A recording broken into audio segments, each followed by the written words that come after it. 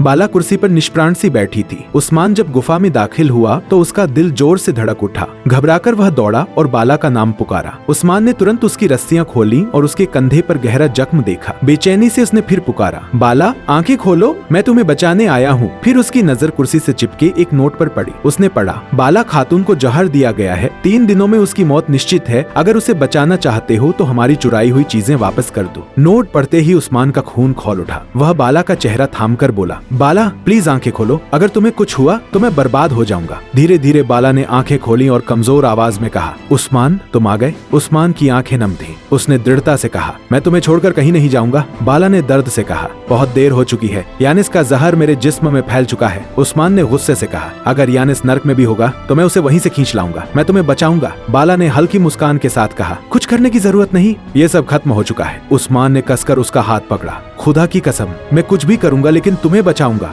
बाला ने धीमे स्वर में कहा, अपना ख्याल रखना। और उसकी आंखें फिर बंद हो गईं। उस्मान ने उसे झकझोरा, बाला आंखें खोलो। लेकिन बाला अब पूरी तरह निशब्द थी।